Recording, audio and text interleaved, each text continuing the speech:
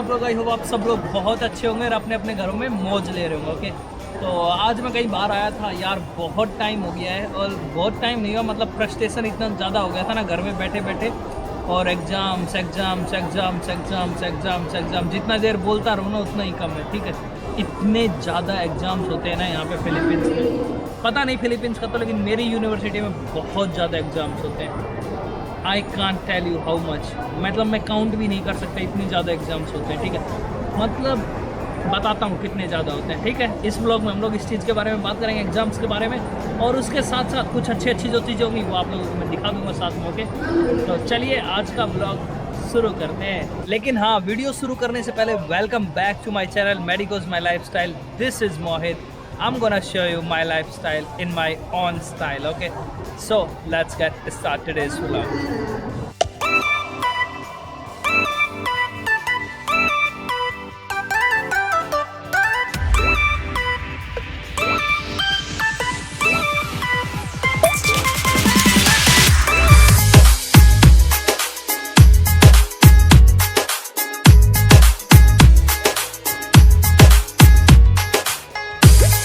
So guys, अभी मैं बैठा हूँ समुद्र के किनारे, बहुत ही फ्रस्ट्रेटेड, बहुत ही मतलब एक वीक था ये, बहुत ही मतलब जिसमें बहुत सारे एग्ज़ाम्स थे।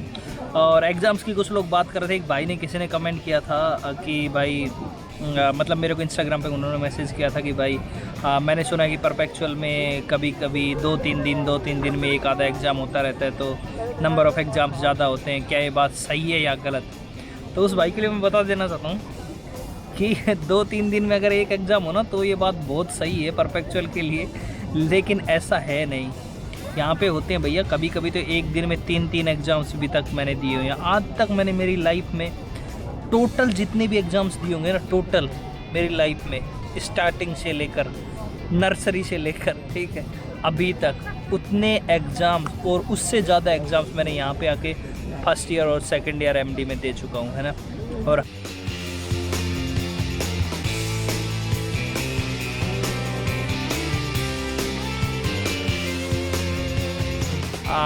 बहुत दिन हो गया।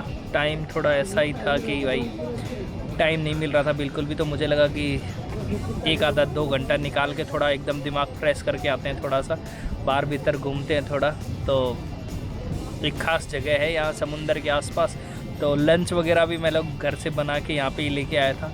तो यहीं पे बैठ के खाया पिया मस्त, और अब बैठे हैं सनसेट के लिए कि जैसे ही सनसेट होगा देखेंगे उसको, थोड़ा कैप्चर भी कर लूँगा कैमरे में, और फिर उसके बाद घर चले जाएंगे। तो उसके बाद क्या होगा कि अभी जो आने वाला जो वीक, मैंने आपको मेरे पिछले व्लॉग में भी बताया था कि इस मंथ में बहुत सारे एग्ज़ाम्स हैं। तो आने वाले जो वीक्स हैं इनमें भी मेरे बहुत सारे एग्ज़ाम्स हैं। मंडे को भी एग्ज़ाम है पीडिया का। तो अब है तो है, क्या कर सकते हैं ना, तो दैट्स लाइफ।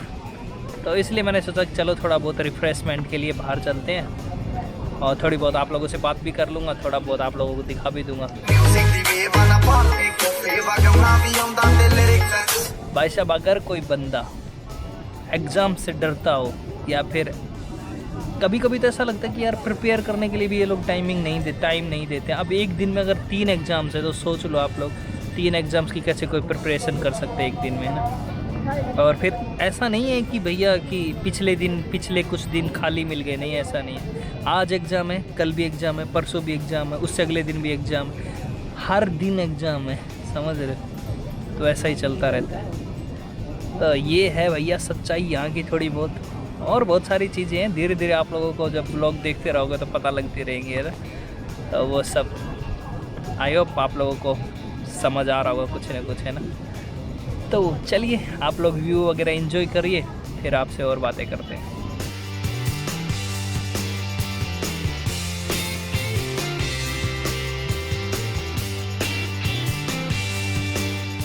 अभी देखो ना, टाइम देखना क्या हुआ है, और यहाँ पे भीड़ इतनी ज़्यादा है, दिखाता हूँ अभी आपको। ओके, ये देखो टाइम हुआ है 5:30। ओके, और भीड़ देखो यहाँ पे,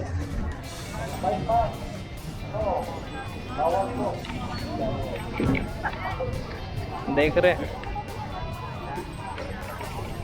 लोग सब बस इसीलिए आए हुए हैं कि व्यू वगैरह एंजॉय कर सके, खाना पीना कर सकें। और वैसे भी आज संडे है, तो संडे के दिन थोड़ी भीड़ वगैरह ज़्यादा होती है।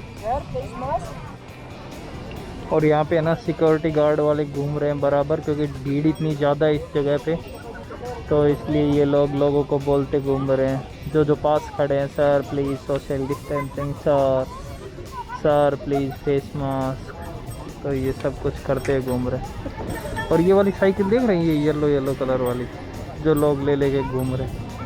मैंने इसके प्राइस के बारे में पूछा तो इसका है भैया 200 पीसो 1 घंटे के, मतलब कि 300 रुपये लगभग 1 घंटे के किराया।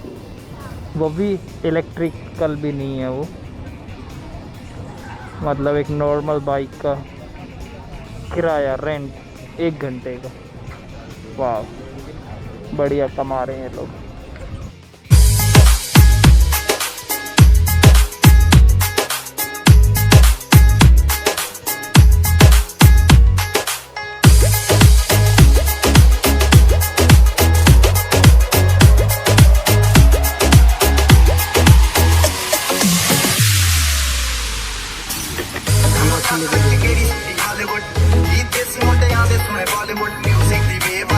तो गाइस अभी टाइम हो गया है 5:40। देखते हैं कितना और टाइम लगता है अभी। अगर कुछ दिखेगा अच्छा सनसेट वगैरह तो दिखाएंगे आपको। और बाकी यही है भाई, परफेक्चुअल में अगर आ रहे हो, एक्चुअली पता है जब हम लोग AB साइकोलॉजी में थे तब यहाँ पे ज़्यादा कुछ एग्ज़ाम्स का लपड़ा था नहीं। मिड टर्म, प्रीलियम और क्या बोलते हैं फाइनल्स, तो पहले प्रीलियम फिर मिड टर्म फिर फाइनल्स, ऐसा होता था, है ना। लेकिन थोड़े दिन बाद जब हम फर्स्ट ईयर में आए तो कुछ 1-2 सब्जेक्ट थे जिनमें ये वाला रूल चलता था, प्रीलियम, मिड टर्म और फाइनल वाला। लेकिन बाकी के सब्जेक्ट्स में फिर उन्होंने जो सेमेस्ट्रल एग्ज़ाम ऐसे करके अलग अलग करके इन्होंने बहुत सारे डिवाइड करके एग्ज़ाम्स को, फिर हमें लगा कि नहीं हो सकता है कि इसी में हो। फर्स्ट ईयर में इतने ज़्यादा नहीं थे जितने सेकंड ईयर में, क्योंकि सेकंड ईयर में नंबर ऑफ़ सब्जेक्ट भी इंक्रीज़ हो जाते हैं और specially in second semester 3-4 subjects और ऐड हो जाते हैं, तो इस वजह से यहाँ पे एग्ज़ाम्स के नंबर तो इंक्रीज़ होने ही हैं। फिर अभी भी सेकंड ईयर में भी एक सब्जेक्ट है जिसके इसी पैटर्न से एग्ज़ाम्स होते हैं, प्रीलियम, मिड टर्म और फाइनल्स, वो है पैरासिटोलॉजी एंड माइक्रोबायोलॉजी, मतलब 2 सब्जेक्ट। ओके, लेकिन बाकी के जो सब्जेक्ट हैं भैया, फार्मेकोलॉजी 10 से 12 एग्ज़ाम्स, ठीक है, फाइनल्स अलग, ठीक है। GPCP mean general pathology, clinical pathology, number of exam मैंने काउंट ही नहीं की, ठीक है, इतने ज़्यादा एग्ज़ाम्स। उसके बाद सेमेस्ट्रल, उसके बाद कुछ और, उसके बाद क्लिनिकल अलग, उसके बाद कुछ लैब वगैरह, लेबोरेटरी वगैरह का अलग, बहुत लफड़ा है ना। तो इतने एग्ज़ाम से भैया आदमी इतना परेशान हो जाता है। कई बार तो हमें ये सोचना पड़ता है कि भैया नेक्स्ट एग्ज़ाम CP का है, उससे अगला एग्ज़ाम लगा लो कि मेडिसिन का है, ठीक है। तो ये सोचना पड़ता है कि यार अगर CP नहीं भी पढ़ेंगे, क्योंकि CP में पहले ठीक ठाक से नंबर आए हुए हैं, तो अगर नहीं भी पढ़ेंगे तो चलेगा, लेकिन मेडिसिन नहीं पढ़ी, इंटरनल मेडिसिन, तो उसमें दिक्कत हो जाएगी। तो हमें प्रायोरिटाइज़ करनी पड़ती है चीज़ों को कई बार, क्योंकि टाइम नहीं होता इतना, है ना। तो ये वाला इश्यू बहुत बड़ा है यहाँ पे। और ये मैंने सुना है कि ओनली परफेक्चुअल में ही है भाई, और कॉलेजेस में नहीं है। आमा वगैरह में भी यही होता है, prelim, mid term, final, 3 exams होते हैं हर एक सब्जेक्ट के, तो दैट्स बेटर। तो ये थी बात, तो आई होप आप लोगों को समझ आई होगी ये बातें क्या क्या थी। और कुछ नहीं यार, वेट कर रहे हैं, देखते क्या होता है।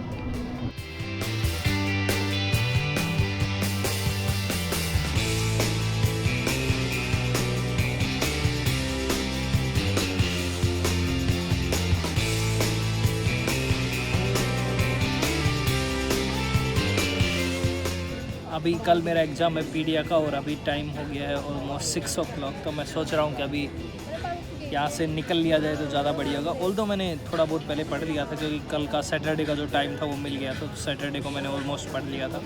लेकिन फिर भी क्योंकि एग्ज़ाम का थोड़ा प्रेशर तो होना ही चाहिए ना, तो वो थोड़ा एक प्रेशर सा, एक डर सा रहता है ना, तो इसलिए सोच रहा हूँ अभी चला जाऊँ। तो अभी वापस घर चलते हैं।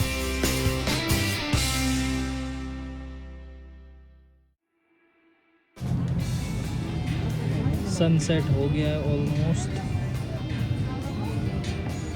अभी आई थिंक घर वापस जाने का टाइम आ गया है, तो निकल लेना चाहिए जितना जल्दी हो सके, है ना। चलते हैं अभी घर वापस।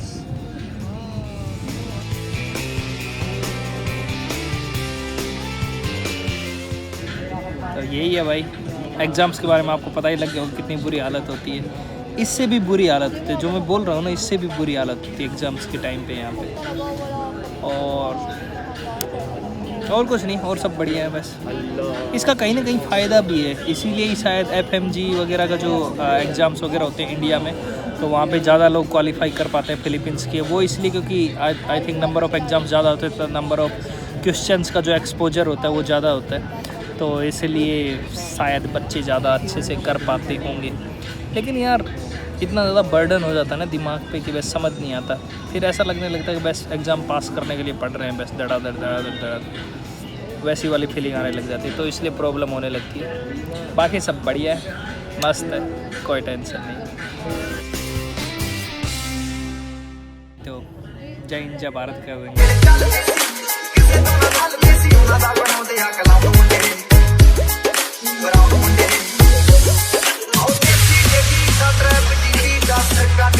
स्पीकर